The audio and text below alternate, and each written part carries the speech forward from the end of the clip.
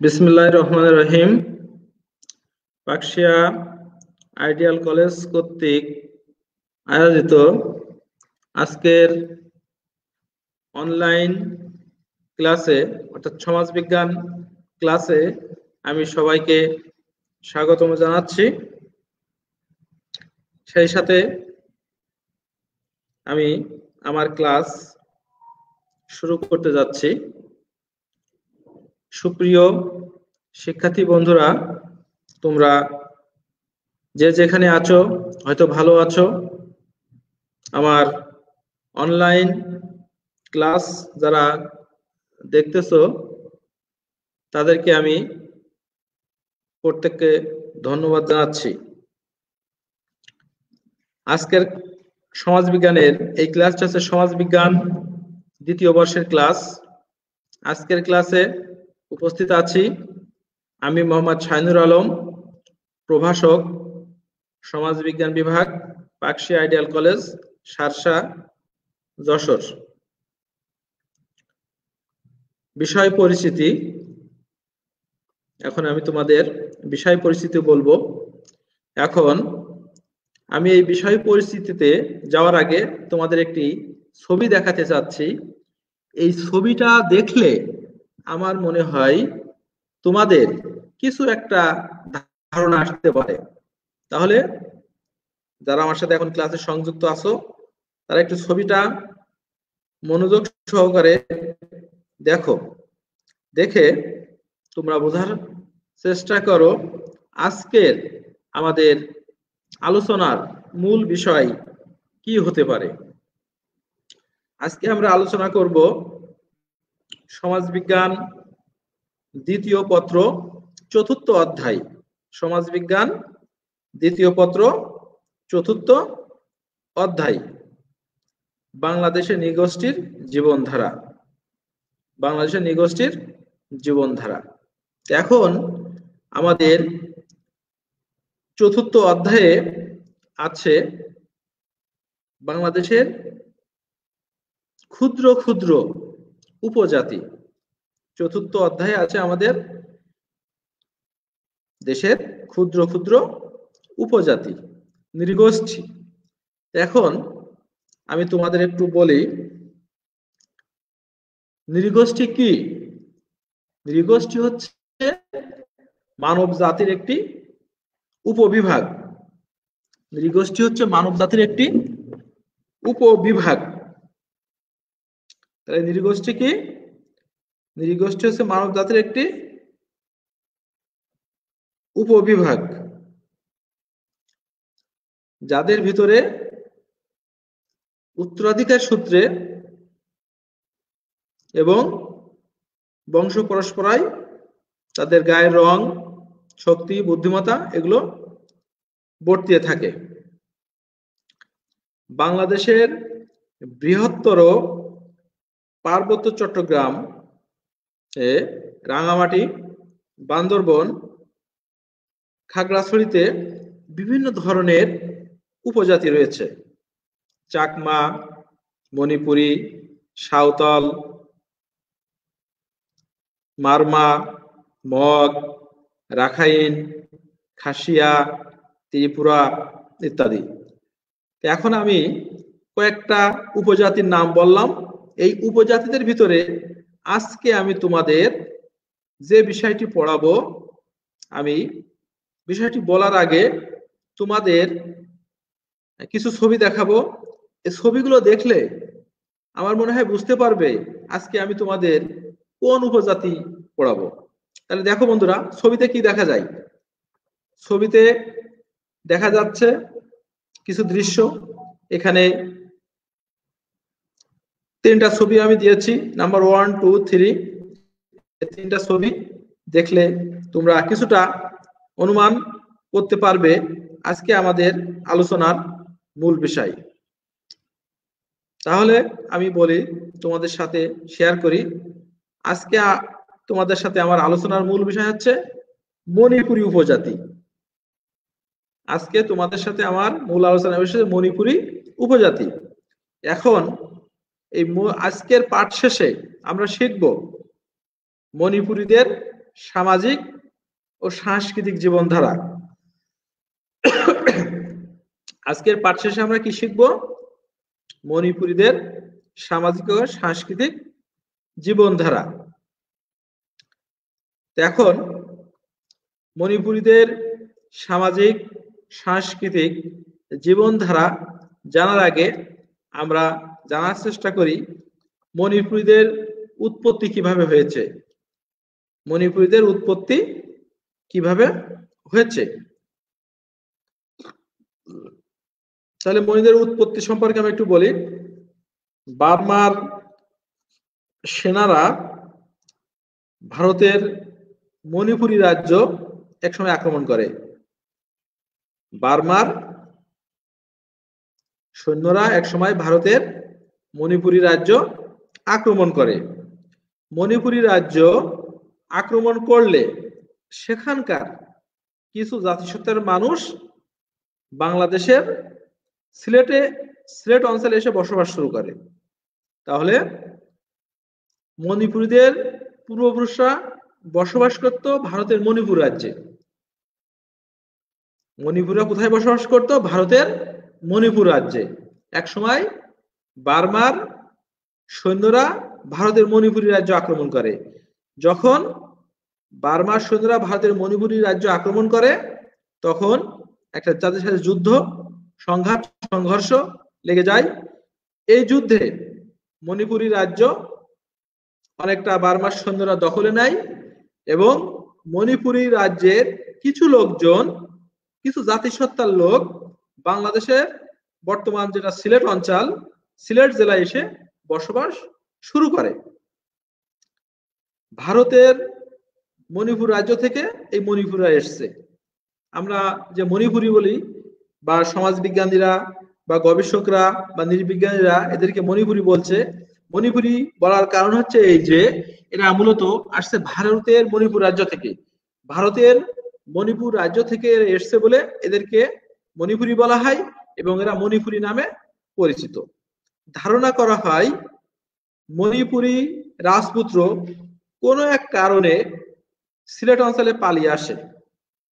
ভারতের মণিপুরী রাজ্যের এক রাজপুত্র যে কোনো কারণে মণিপুর রাজ্য ছেড়ে বাংলাদেশের সিলেট অঞ্চলে পালিয়ে আসে।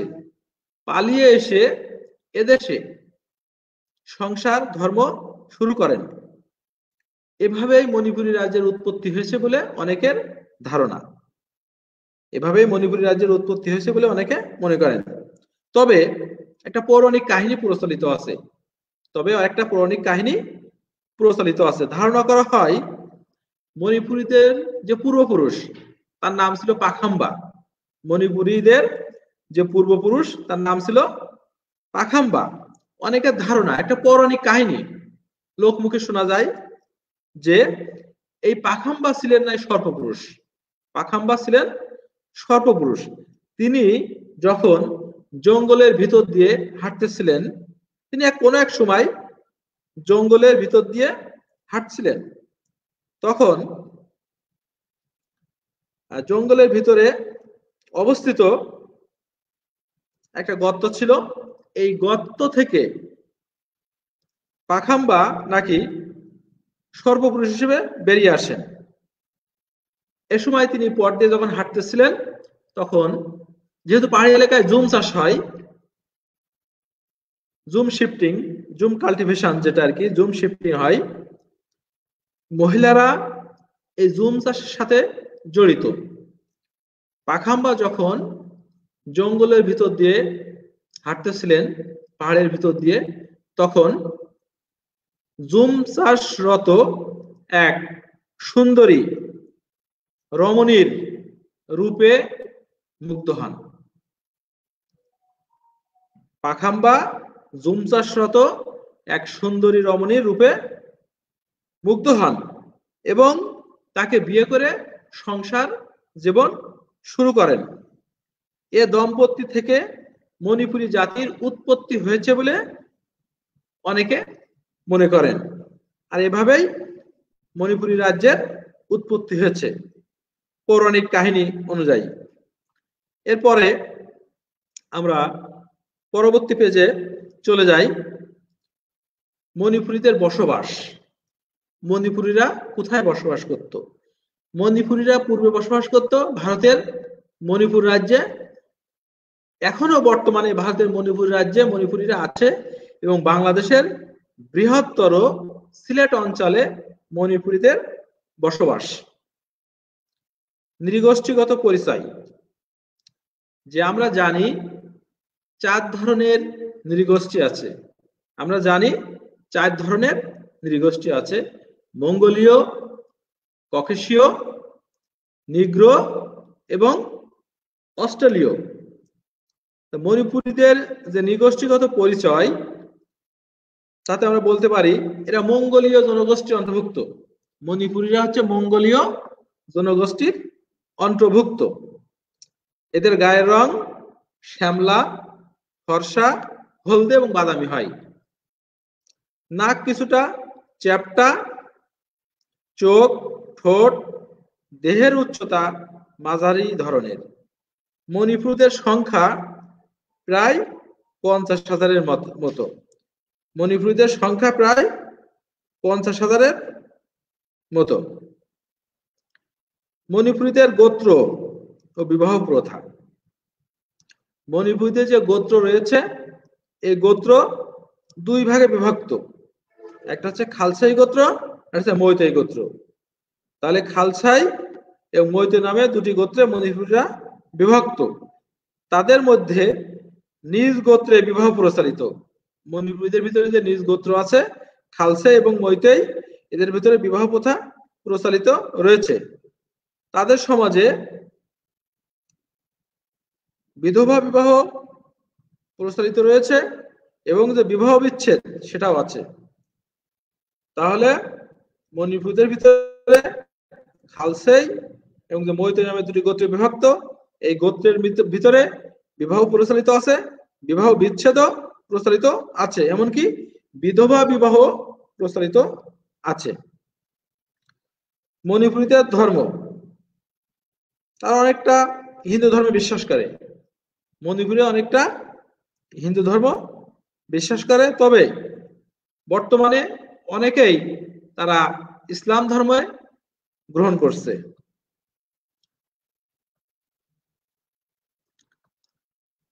এরপরে আমরা আসছি মণিপুরীদের পোশাক পরিচ্ছদ। তাদের পোশাক আশাক কেমন? মণিপুরীরা সাধারণত ছেলেরা অর্থাৎ পুরুষরা ধুতি পরিধান করে। পুরুষরা ধুতি পরিধান করে, মেয়েরা শাড়ি ও নাক পোশাক পরিধান করে। মেয়েরা শাড়ি ও নাক পোশাক পরিধান করে। মণিপুরীদের অর্থনৈতিক অবস্থা। মণিপুরীদের অর্থনৈতিক অবস্থা, নারী পুরুষ উভয় কৃষিকাজ করে। যে আমাদের এলাকায় সাধারণত পুরুষরা কৃষিকাজের সাথে জড়িত, কিন্তু মণিপুরীরা নারী এবং পুরুষ উভয় মিলেমিশে কৃষিকাজ করে, একে অপরকে সহযোগিতা করে। হাট বাজারে তারা কেনা বেচা করে। পুরুষরা যেমন হাট বাজারে কেনা বেচা করে, মহিলারাও হাট বাজারে কেনা বেচা করে। নিজেদের যে প্রয়োজনীয় যে কাপড়, এই কাপড় ওরা নিজেরাই তৈরি করার চেষ্টা করে। তাই মণিপুরীরা নারী পুরুষ উভয় কৃষিকাজ করে, হাট বাজারে কেনা বেচা করে এবং তাদের যে প্রয়োজনীয় কাপড়, এই কাপড় নিজেদের কাপড় নিজেরাই তৈরি করে। এরা অনেকটা স্বনির্ভর, নিজেরা নিজেদের উপর নির্ভর করে। নিজেরা নিজেদের উপর নির্ভর করে। তবে মণিপুরীরা জুম চাষে বিশ্বাসী। মণিপুরীরা কৃষিকাজ করে, বাঙালিদের মতন কৃষিকাজ করে, কিন্তু তারা বর্তমানে এখনো পুরানো কিছু নিয়ম কানুন ধরে আছে। তার মধ্যে জুম চাষ। জুম চাষে মণিপুরে অনেকটা বিশ্বাসী। খাদ্য, মণিপুরীরা কি খায়? আমরা যেমন স্বাভাবিক খাবার খাই, মণিপুরীরাও খাই। মণিপুরীরা ভাত, মাছ, শাক সবজি, ফলমূল, অন্যান্য খাবার খায়।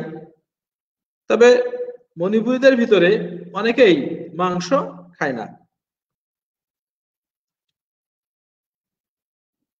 কালচার, মণিপুরীদের সংস্কৃতি।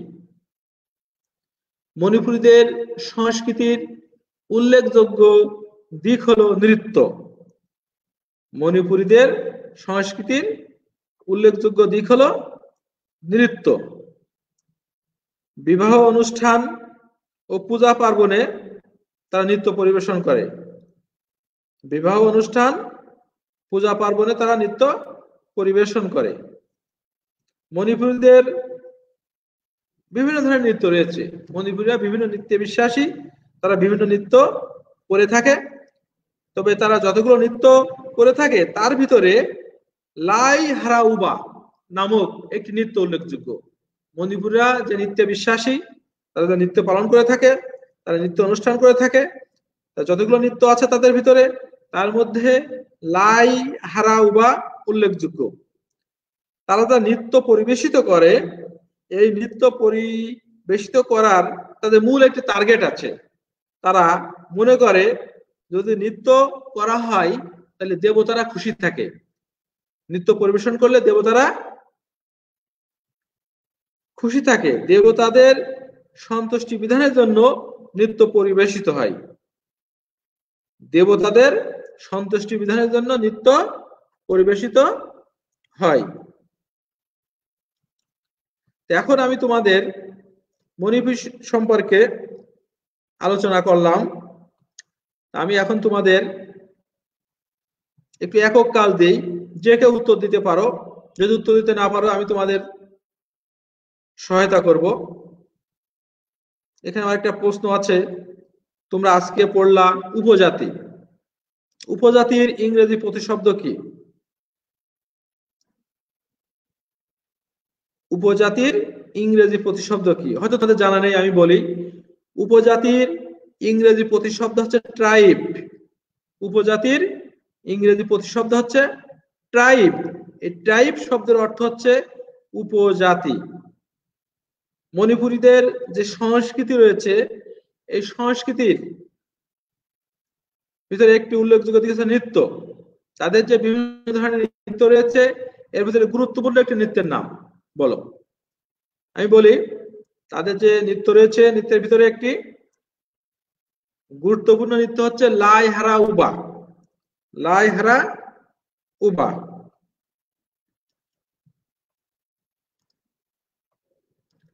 এরপরে আমি মোটামুটি আমার আলোচনা শেষ করেছি। আমি এখন একটু মূল্যায়নে চলে যাই। আমি তোমাদের এখন একটু মূল্যায়নে চলে যাই। তোমাদের আমি একটি উদ্দীপক বলবো, উদ্দীপকটা তোমরা ভালো করে শুনবে এবং বুঝবে। শুনে এবং বুঝে উদ্দীপকের আলোকে যে 4টি প্রশ্ন হয়, ক, খ, গ, ঘ, এই 4টি প্রশ্নের উত্তর তোমরা নিজেরা দেওয়ার চেষ্টা করবে। তাহলে উদ্দীপকটা আমি একটু তোমাদের বলি। সংস্কৃতি 1, বিচিত্র ভঙ্গিমায় নৃত্যগীত, ধাঁধার আসর, লোকসঙ্গীত, রাসনৃত্য ইত্যাদি হচ্ছে এই সংস্কৃতির বৈশিষ্ট্য। নৃত্যকে এরা পবিত্র মনে করে। নৃত্যকেরা পবিত্র মনে করে। সিলেট অঞ্চলে এদের বসবাস। সংস্কৃতি 2, বিবাহের পর স্বামী স্ত্রীর বাড়িতে চলে আসে। পরিবারের প্রধান মূলত নারীরা এবং বংশধারাও নারীর দিক থেকে নির্ধারিত। প্রথম প্রশ্ন ক, মারমারা প্রধানত বাংলাদেশের কোন জেলায় বসবাস করে? মারমারা প্রধানত বাংলাদেশের কোন জেলায় বসবাস করে? দ্বিতীয় প্রশ্ন, জুম চাষ বলতে কি বোঝায়? জুম চাষ বলতে কি বোঝায়? তৃতীয় প্রশ্ন, সংস্কৃতি 1 বাংলাদেশের কোন নৃগোষ্ঠীর জীবনধারাকে নির্দেশ করছে ব্যাখ্যা করো। চতুর্থ প্রশ্ন অর্থাৎ ঘ, 4 মার্কের প্রশ্ন, সংস্কৃতি 2 এর পরিবার প্রথা অন্য দেশে ভিন্ন বৈশিষ্ট্য বহন করে, আলোচনা করো। এখন আমি তোমাদের মণিপুরীদের সামাজিক ও সাংস্কৃতিক জীবনধারা আলোচনা করলাম। আমার মনে হয় তোমরা যে যেখানে যেভাবেই আছো আলোচনা শুনেছো, বুঝেছো। আগামী দিন আমি তোমাদের ক্লাসে খাসিয়াদের জীবনধারা সম্পর্কে বলার চেষ্টা করব। তোমরা যে যেখানে থাকো ভালো থাকো, সুন্দর থাকো, এই কামনা করছি। আজকের মতো আমি তোমাদের ক্লাস এখানেই সমাপ্ত ঘোষণা করছি।